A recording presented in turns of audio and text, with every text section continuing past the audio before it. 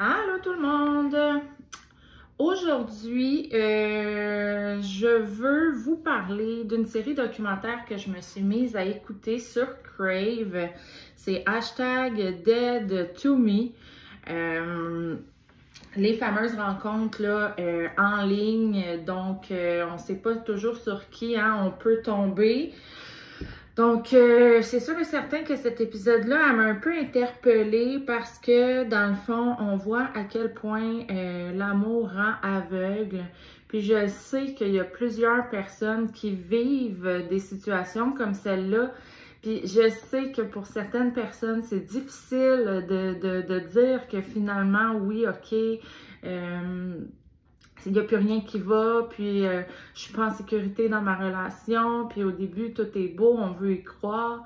Mais souvent, la famille fait des red flags, puis les gens ne veulent pas tout simplement écouter leurs proches là, en disant non, non, non, il n'est pas comme ça. Alors, c'est quelque chose qui m'interpelle vraiment beaucoup parce que je sais que plusieurs personnes là, ne sont pas à l'abri, là, dans le fond, d'avoir des situations comme celle-là. On est dans le fond en 2021, c'est au mois de septembre. Damien Handel, lui, il est sur des sites de rencontres en ligne. Ça se passe dans le Derbyshire, en Angleterre, au Royaume-Uni. Ils vont commencer à se parler là, via les réseaux sociaux sur une application de rencontre. Ils vont se voir pour une première fois chez Terry. Terry, qui est une jeune maman, elle a 2 enfants, elle est pleine de vie. Elle a déménagé dans la région là, depuis l'adolescence, dans le fond, qui est dans le Derbyshire. Elle a eu la séparation de ses parents à l'adolescence, donc elle a quand même là, des séquelles là, de la séparation de ses parents. Elle avait trouvé ça vraiment dur à l'époque. C'est une maman super, elle a un petit garçon, une petite fille, jusqu'à ce qu'elle aussi, à son tour, eh bien, elle se sépare.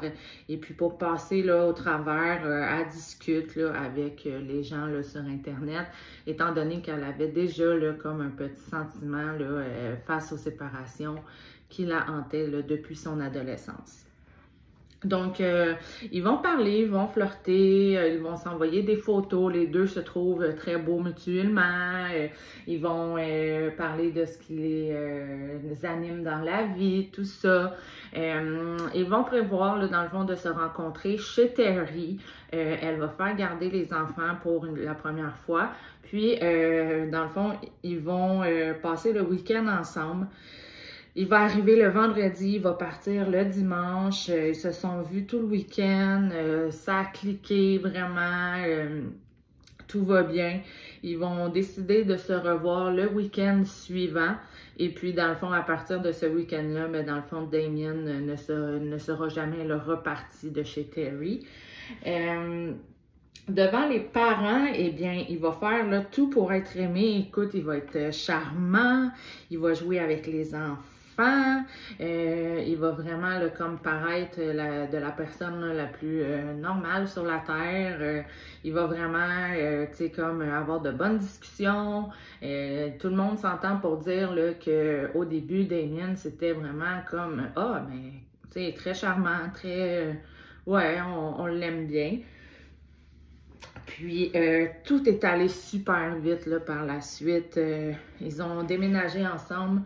Comme je vous ai dit, le deuxième week-end, il n'est jamais parti. Mais là, suite à ce que Damien veulent rester avec Terry, eh bien, ils vont déménager d'appartement.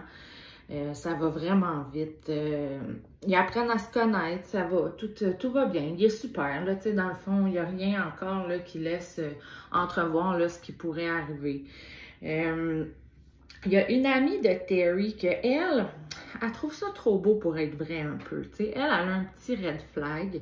C'est souvent ça qui arrive, c'est que quelqu'un va trouver que il y a quelque chose, ça va trop vite. Ou c'est souvent des amis ou des proches gens qui vont dire il y a un petit quelque chose là, qui va pas bien. Souvent, là, quand ça va vite de même, là, sais, je veux pas être offensante ou quoi que ce soit, mais souvent, c'est des gens qui sont vraiment beaucoup dépendants affectifs, tu sais, qui ont vraiment besoin de toujours être avec la personne aimée. Oh mon Dieu, je t'aime tellement, je veux pas être séparée de toi jamais de ma vie. Tu sais, au début, ça peut paraître cute, genre quelqu'un qui agit comme ça, mais quand tu te rends compte que c'est vraiment, vraiment genre tout le temps comme ça, t'es où? Qu'est-ce que tu fais? Je peux pas vivre sans toi. T'étais supposé de t'en venir après travailler. T'as une demi-heure de retard. Où est-ce que t'es rendu? Tu sais, ça commence là, ça commence comme ça. Tu laisses aller un peu, tu laisses aller un peu, puis à un moment donné, tu te rends compte que t'es vraiment pris dans ça, là, dans cet engrenage-là. La personne devient jalouse, la personne veut savoir constamment où ce que t'es. Elle va essayer de « Oh non, va pas avec tes amis, reste avec moi. Oh mon amour, s'il te plaît, reste avec moi, je suis rien sans toi. » Tu sais, des choses comme ça, là. Ben ça, c'est vraiment très red flag, OK? Parce que c'est plate, mais la personne est très, très, très dépendante affective. Et puis, à un moment donné, quand ça vient que la jalousie embarque, d'autres aussi aspects de la personnalité embarquent, ben des fois, ça peut devenir dangereux. Sans nécessairement que cette personne-là soit violente. Mais tu sais, ça peut faire en sorte que c'est de la violence psychologique parce que hey, tu finis de travailler, tu rencontres quelqu'un sur la rue que tu connais, ça fait longtemps. Hey, on arrête-tu prendre un café? Non, je peux pas, il faut vraiment que je sois chez nous, même que je suis 5 minutes en retard. Tu sais, on comprend là, que ça peut devenir rapidement un problème. Puis ces gens-là, souvent, ils se rendent même pas compte qu'ils sont comme dangereux dans leur manière d'agir. Fait que c'est ça qu'il faut quand même qu'on se dise, qu'on garde en tête, parce que l'amie de Terry, elle trouve ça trop beau, là. Elle l'allume. Elle dit là, il y a quelque chose qui va pas bien, là, tu sais, déménager ensemble aussi rapidement, présenter les enfants, présenter les parents. Ça fait genre 1 mois que vous êtes ensemble, puis c'est comme si vous étiez un vieux couple, là, que ça fait 7 ans. Elle trouve ça trop beau, fait qu'elle va aller sur Internet, puis elle va taper le nom complet de Damien, c'est Endall, sur Google. Elle va aller voir, elle va essayer de fouiller dans son passé, voir si elle peut pas trouver des informations. Et oui, bien évidemment, elle trouve quelque chose. Elle a découvert que lui avait fait de la prison quand il était un petit peu plus jeune.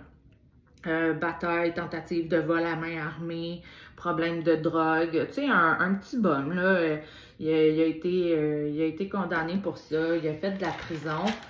Donc, elle va tout de suite le dire à Terry, « Hey, il a déjà fait de la prison, tu sais, t'étais-tu au courant? » Puis là, mon Dieu, non, je le savais pas. Fait que Terry va genre lui demander, tu sais, c'est vrai que t'as fait de la prison, tu sais? Il dit oui, c'est vrai. Il dit écoute, j'étais jeune, je me suis fait soigner aussi en prison là, pour mon addiction à la drogue. C'était surtout pour m'acheter de la drogue, tu sais, que je commettais des petits délits, des choses comme ça. Je me battais, tu sais, des vols à main armée, tout ça. Je faisais des dépanneurs. Fait que, tu sais, c'est très crédible, là, dans le fond, là, qu'est-ce qu'il dit, parce que dans le fond, c'est vrai que là, maintenant, ils ne consomment plus. Ils sont H24 ensemble, elle le verrait.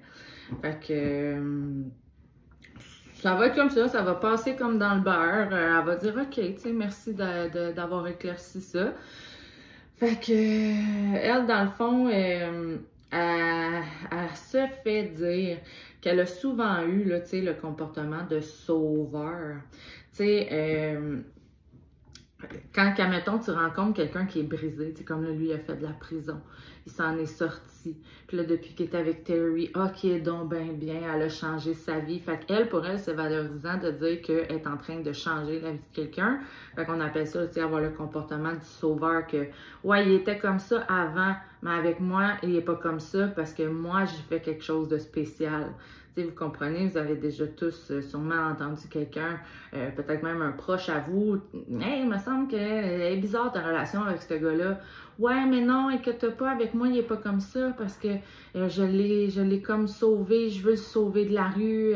Ou quelqu'un sait que son conjoint ou sa conjointe fait des choses pas correctes, mais il va dire, OK, je vais essayer de la sauver, tu sais, avec mon amour, tellement que je vais l'aimer, tu sais, elle va changer. T'sais, ça, c'est un comportement qu'on voit souvent.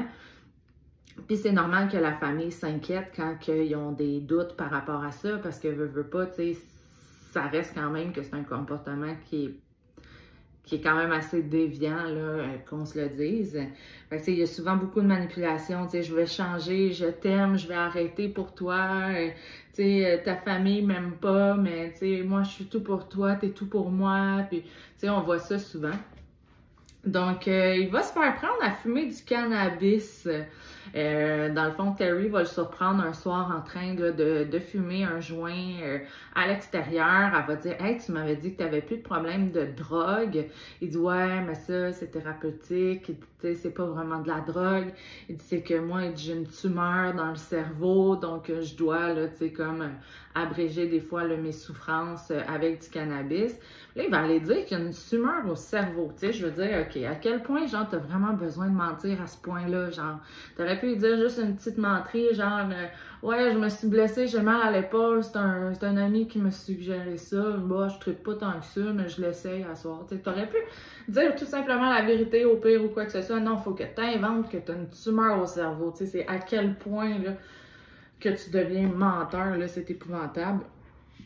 Il va y avoir aussi Terry qui va commencer à demander beaucoup d'argent à sa famille. Lui, dans le fond, il vit aux dépens de Terry. Là.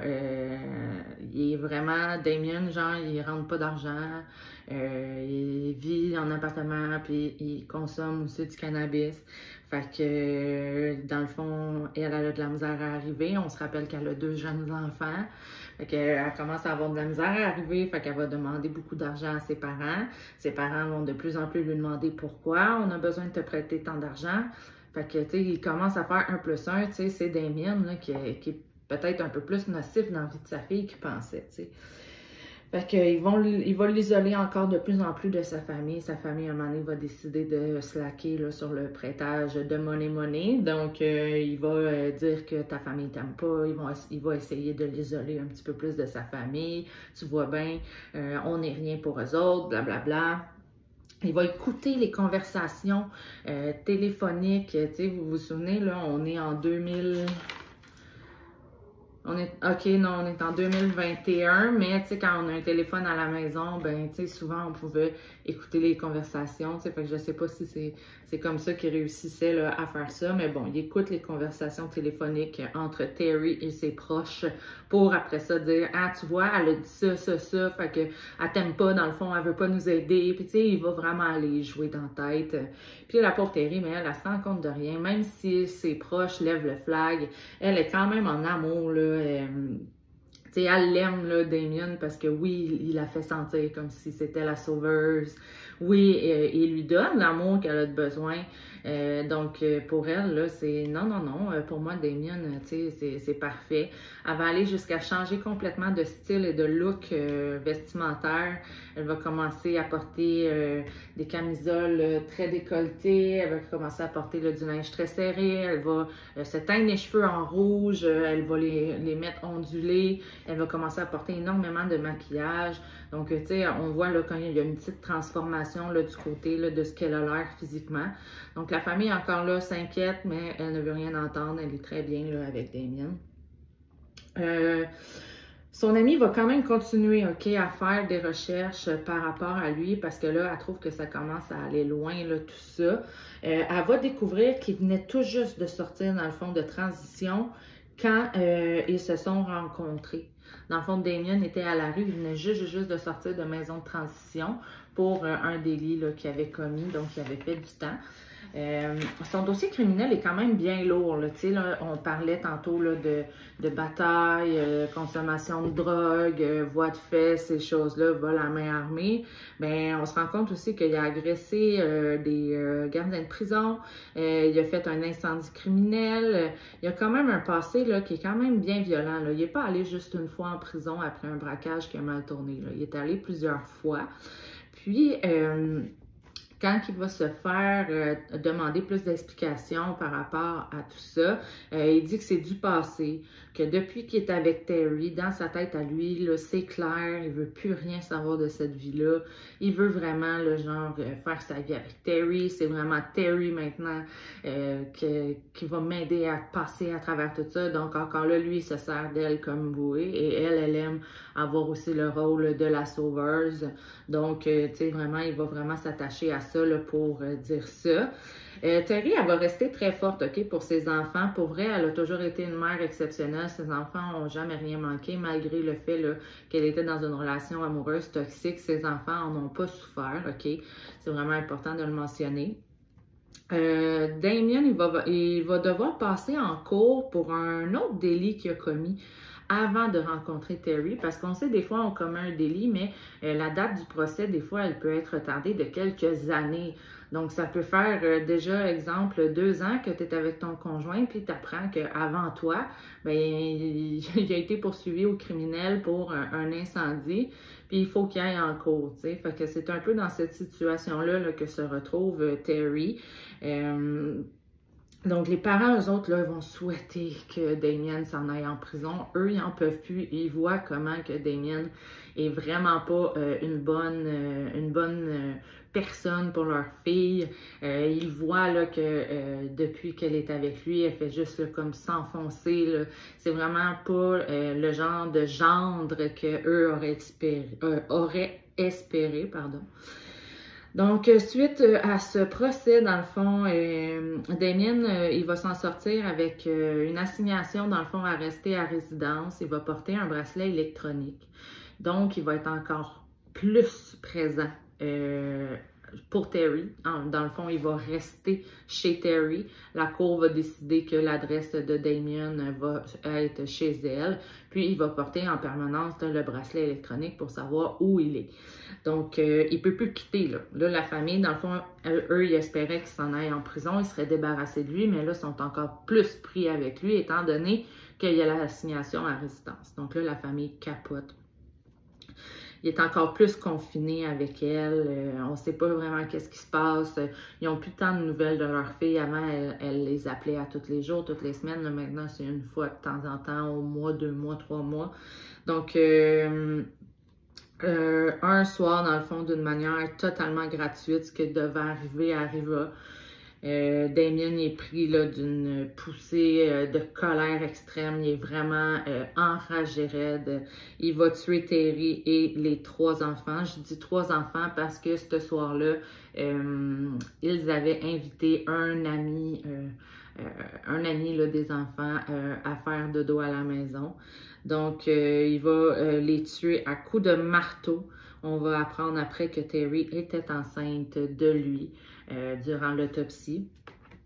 Donc, ce qui est arrivé quand même, c'est qu'il y a vraiment eu un accès de colère. Il n'a pas été capable de se retenir vraiment. Est-ce que c'est le manque de drogue? Est-ce que c'est son passé violent qui est venu tout de suite comme faire un déclic dans sa tête? Quand même pour tuer genre 3 enfants ainsi qu'une femme enceinte, mais il ne savait pas qu'elle était enceinte, là, mais quand même, à coups de marteau, c'est quand même assez violent comme mort, là, qu'on se le dise.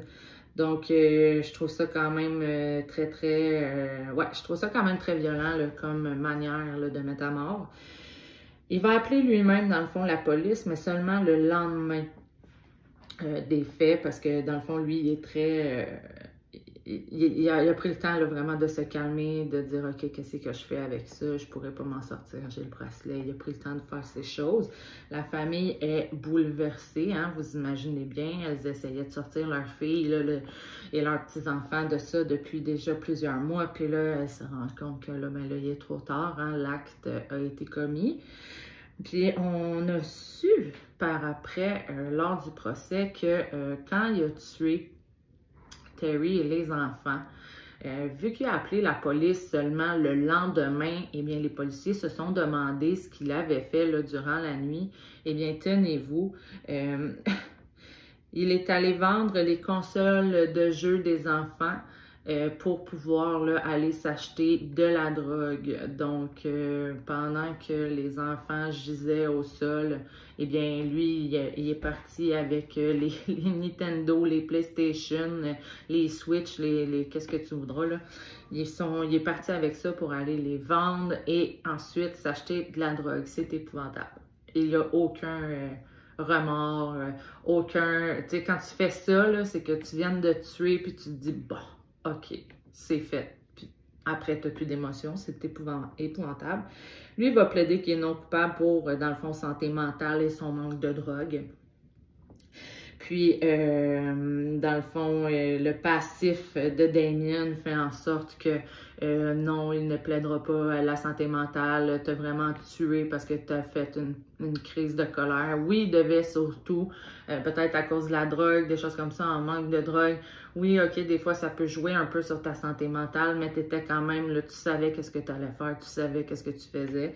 Donc, il va avoir été là, condamné à la prison à vie pour ça.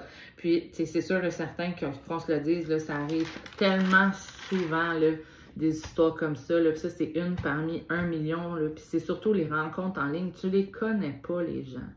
Tu vas y aller souper au restaurant, tu le trouves beau, tu le trouves intéressant, tu as une belle conversation, super. Prenez le temps d'apprendre à vous connaître. Va pas rester chez eux le week-end suivant parce que, oh mon Dieu, tu as découvert l'amour. Ça, c'est épouvantable, là. Tu sais, peut-être, oui, quand t'es jeune, quand t'es adolescent, oh, je l'aime tellement, puis là, c'est l'amour de ta vie, puis tu sais, vous êtes 3 jours ensemble, vous vous laissez, puis là, tu pleures toutes les larmes de ton corps. Là, moi, c'est pas ça que je te parle. Je te parle vraiment de rendu à la vie adulte, quand il arrive vraiment le temps, le genre de vouloir peut-être penser à te mettre en couple, tu veux rencontrer, tout ça. Quand tu vois que ça va vite de même, puis que ça débarque de même, là, puis OK, il vient chez toi, puis tu vois que le lendemain est encore là, le surlendemain est encore là, puis qu'après ça, tu sais, il est comme plus capable de te laisser tout seul, là, tu sais, comme faire tes choses. Tu sais, avant qu'on se rencontre, on avait tous une vie, on faisait nos petites choses. Si tu vois là, qu'à ce niveau-là, là, tu sais, ça commence déjà à mal aller, mais c'est déjà un red flag. Puis je sais que c'est triste, je sais que c'est... Des fois, tu n'as comme pas le choix de réveiller les personnes parce qu'ils sont vraiment prises avec ça, parce que oui, ils l'aiment, puis oui, ils ont du bon temps ensemble, puis oui, eux aussi, là, ils constatent un potentiel amoureux, mais tu sais, ils se rendent pas compte, dans le fond, que c'est ça le méga red flag.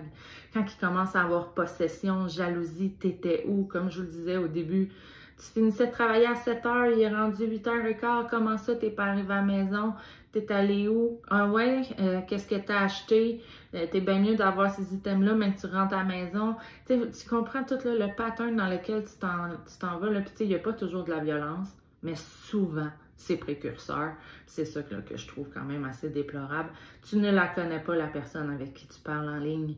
T'sais, tant mieux si ça marche au restaurant, mais prenez le temps au moins d'apprendre à vous connaître avant de vouloir aller plus loin, de le faire entrer dans ta vie au point où tu le connais, ça fait juste genre 2 jours que tu le connais, puis il y a déjà accès à toute ta maison, puis avoir tes enfants, ta famille, tout ça, on dirait que c'est un pas pire red flag. Donc, en attendant la prochaine épisode, ben faites donc attention à vous autres, hein? Et puis, je vous souhaite une belle journée. Merci beaucoup d'être toujours à l'écoute. J'apprécie beaucoup. Ça me fait chaud au cœur là, de voir là, que les vues ne font que augmenter. Donc, je suis vraiment contente de pouvoir continuer à faire ce que j'aime. Donc, excellent. Je vous dis à la prochaine. Attention à vous autres.